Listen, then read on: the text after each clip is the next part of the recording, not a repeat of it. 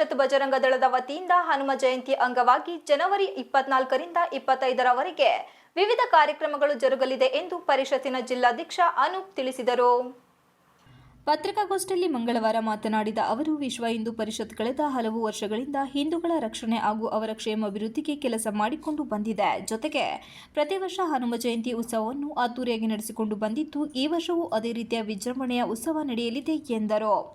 ಮಠ ಮಂದಿರಗಳ ಪ್ರಮುಖ ರಕ್ಷಿತ್ ಭಾರದ್ವಾಜ್ ಮಾತನಾಡಿ, ಜನವರಿ 22 ಬುಧವಾರ ಬೆಳಗ್ಗೆ 9 ಗಂಟೆಗೆ ನಗರದ ಶ್ರೀ ನಿರುಬಾಗಿಲು ಆಂಜನೇಯ ಸ್ವಾಮಿ ದೇವಸ್ಥಾನದಲ್ಲಿ ಲೋಕ ಕಲ್ಯಾಣಾರ್ಥವಾಗಿ ಶ್ರೀರಾಮತಾರಕ ಹೋಮ ನಡೆಯಲಿದೆ. ಬೆಳಗ್ಗೆ 11:45ಕ್ಕೆ ಪೂರ್ಣಾಹುತಿ ನೆರವೇರಲಿದೆ. ಜನವರಿ 23 ಗುರುವಾರ ಸಂಜೆ 4:30 ಗಂಟೆಗೆ ಕುವೆಂಪು ನಗರದ ಪಂಚಮುಖಿ ಗಣಪತಿ ದೇವಸ್ಥಾನದಿಂದ ಹನುಮ ಸಂಕೀರ್ತನ ಯಾತ್ರೆ, ಜನವರಿ 24ರ ಶುಕ್ರವಾರ ತಣ್ಣೀರು ಹಳ್ಳ ಮಠದಿಂದ ಸಂಜೆ 4 ಗಂಟೆಗೆ ಬೃಹತ್ ಬೈಕ್ ಜಾಥಾ ನಡೆಯಲಿದೆ ಎಂದು ಮಾಹಿತಿ ನೀಡಿದರು. ಜನವರಿ 25ರಂದು ಮಧ್ಯಾಹ್ನ 2 ಗಂಟೆಗೆ ನಗರದ ಮಹಾವೀರ ವೃತ್ತದಿಂದ ಬೃಹತ್ ಶೋಭಾಯಾತ್ರೆಯನ್ನು ಹಮ್ಮಿಕೊಳ್ಳಲಾಗಿದೆ.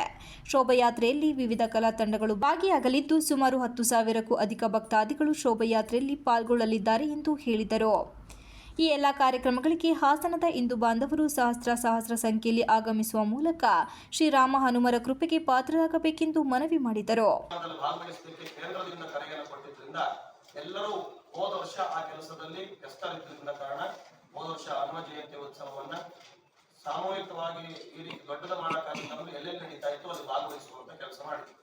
ಆದ್ರೆ ಈ ವರ್ಷ ಹನುಮೋತ್ಸವವನ್ನ ವಿಶ್ವ ಹಿಂದೂ ಪರಿಷತ್ನ ಜಿಲ್ಲಾ ತಂಡ, ನಗರ ತಂಡ ಎಲ್ಲವೂ ಯೋಚನೆಯನ್ನು ಮಾಡಿ ನಮ್ಮ ನಗರದ ನೀರುಬಾಗಿಲು ಆಂಜನೇಯ ದೇವಸ್ಥಾನದಲ್ಲಿ ಪಾರಂಪರಿಕವಾಗಿ ಪೂಜೆಯನ್ನ ಸಲ್ಲಿಸುವಂತ ಮುಖಾಂತರ ನಮ್ಮ ಕಾರ್ಯಕ್ರಮ ಪ್ರಾರಂಭ ಆಗುತ್ತೆ. ನಾಳೆ ಬೆಳಗ್ಗೆ ರಾಮತಾರಕ ಹೋಮ ಪ್ರಾರಂಭ ಆಗುತ್ತೆ. 12 ಗಂಟೆಗೆ ಪೂರ್ಣಾಹುತಿ ಇರುತ್ತದೆ. ಹಾಗೆ 23ನೇ ತಾರೀಕು ಗುರುವಾರ ಸಂಕೀರ್ತನ ಯಾತ್ರೆ ಇರ್ತದೆ. ತಾಯಂದಿರೆಲ್ಲರೂ ಸೇರ್ತಾರೆ. ಸಂಕೀರ್ತನ ಯಾತ್ರೆ ನಡೆಯುತ್ತೆ. ಪಂಚಮುಖಿ ಗಣಪತಿ ದೇವಸ್ಥಾನದಿಂದ ಪ್ರಾರಂಭ ಆಗುತ್ತೆ. ಹಾಗೆ 24ನೇ ತಾರೀಕು ಶುಕ್ರವಾರ ಬೈಕ್ ರ್ಯಾಲಿ ನಡೆಯುತ್ತೆ. ಶ್ರೀ ಶಿವಲಿಂಗೇಶ್ವರ ಮಠ, ತಣ್ಣೀರಳ್ಳ ಮಠ, ಆ ಮಠದಿಂದ ಪ್ರಾರಂಭ ಆಗುತ್ತೆ.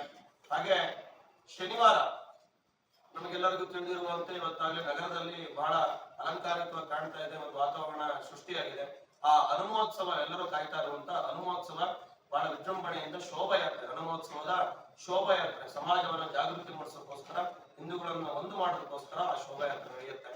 ಹಾಗಾಗಿ ಆ ಶೋಭಾಯಾತ್ರೆಯಲ್ಲಿ ತಾವೆಲ್ಲರೂ ಬಂದು ಭಾಗವಹಿಸಬೇಕು.